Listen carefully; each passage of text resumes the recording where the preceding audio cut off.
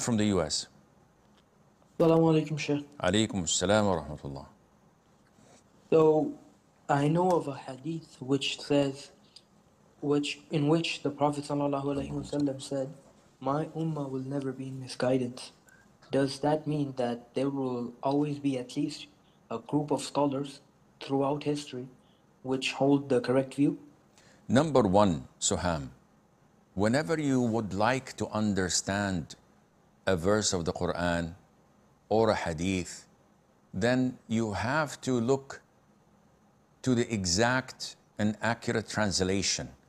Unfortunately, because you're a non-Arab, you're dependent on the people that translate to you, that explain to you, which makes you in a vulnerable place. People could play with you left, right, and center, unless you find a scholar that you trust, that is knowledgeable, and that would guide you bi'idhnillah. Secondly, the hadith you're referring to, the wordings, to my knowledge, is لا تجتمع أمتي على ضلالة. My ummah would not have the consensus over something that is wrong. Consensus. So if 90% would collaborate and agree on something that is wrong, alhamdulillah, there are those who do not agree, and this is the 10%. But if all of them unanimously agree, then they are right. It could not be wrong.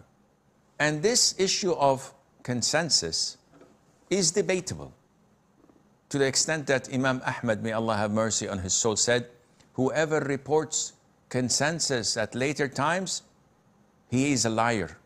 How does he know someone did not go against this? So some scholars say, or limit the consensus to the times of the companions.